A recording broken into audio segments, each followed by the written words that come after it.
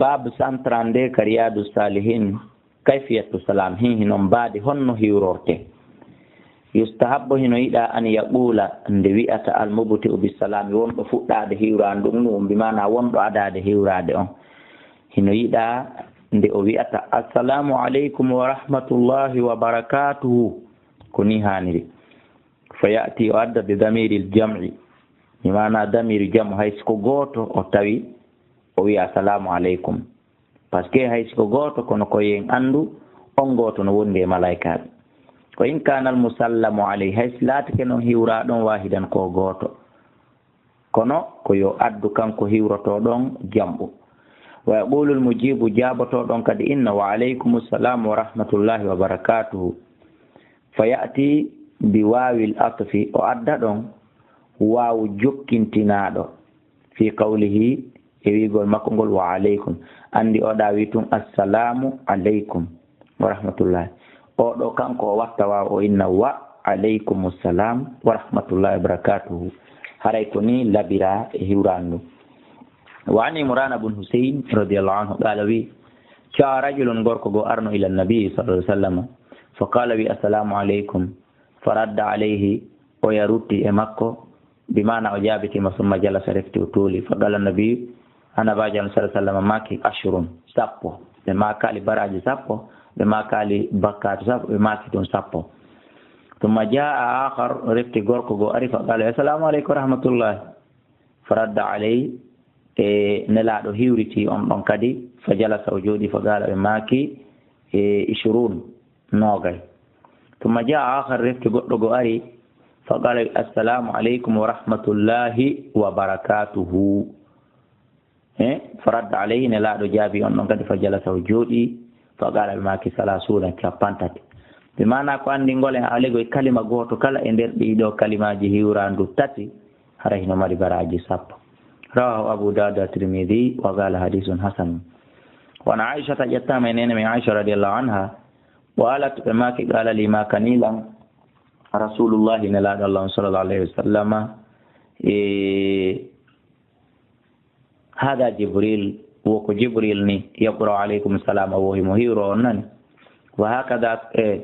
قالت نينا شما قلت مني أوى وعليه السلام ورحمة الله وبركاته متفق عليه معنى نينا عائشة جابتي وهكذا كوني وقع أرضي في بعض روايات الصحيحين يوغا في الليجي وندك بخاري كمسلم وبركاته بيد تقول وبركاته وفي بعضها وني يوغا من بهدفها منتقل وبركاته وانتهى من تواك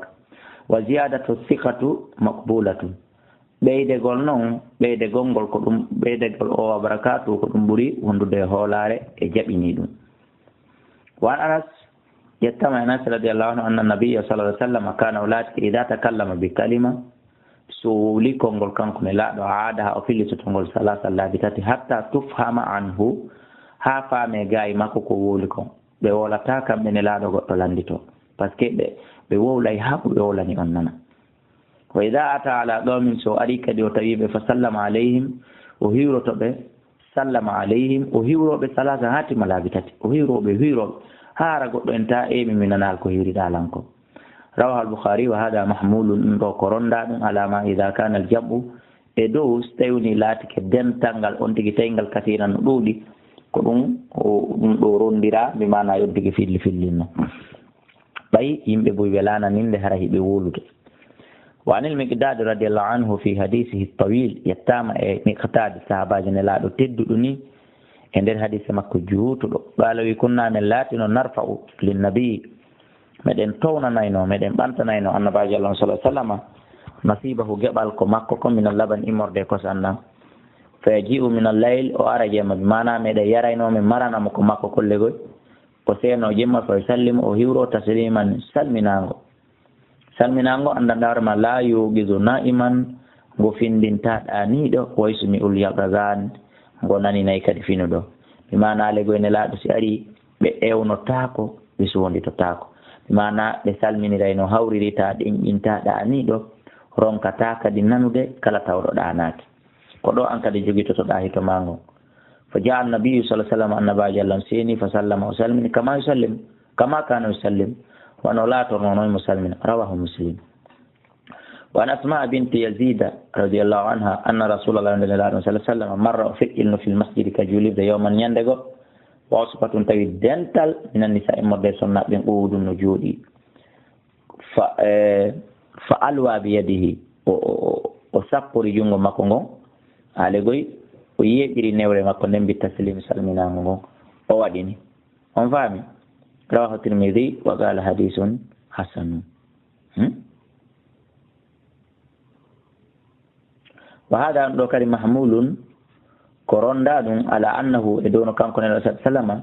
يما هاوتن بين اللفظ والإشارة حقنا كونغو يسافا كونغو بمعنى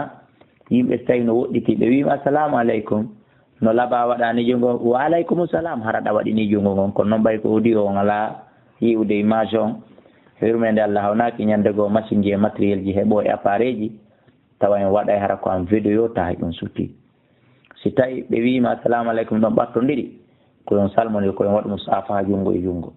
so tawi woni on ɓattondira yeeɓa newre nde waɗaɓe ni comme ko wiyete comme bayi awalegol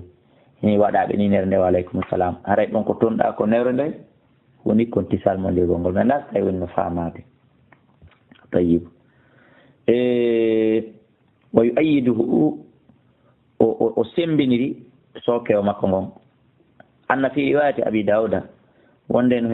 riwaya abi dauda fa sallama alayna wa hiwrimi wa nabi umamata radiyallahu anhu qala rasulullah sallallahu alaihi wasallam inna awla an-nas billah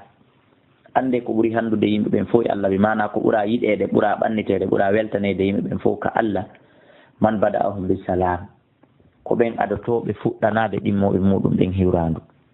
rawahu abu dawud bi isnadin jayyidin ورواه في اللي كحديث الترمذي بن حويس فمو وقال حديث حسن وقد ذكر لكم جنت نوم بعده بعض وعن ابي جري الهجيمي رضي الله عنه قال اتيت من ابي رسول الله صلى الله عليه وسلم فقلت من عليك السلام يا رسول الله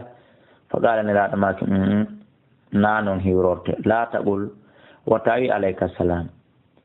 فإن عليك السلام yugol alayka salam ɗum ɗon tahiyatul mawta ko hiwrandu ko no mayɓe hirorteno gorko ko assalamu aleykum ko assalam on adorte rawa abu dawud at-tirmidhi wa qala hadithun hasanun sahih wa qad sabaga desa gomɗi feƴƴino be tuuli hino hadise juutiri noon complètement ɗum feƴƴino ɓaawo wallahu a'la wa a'lam.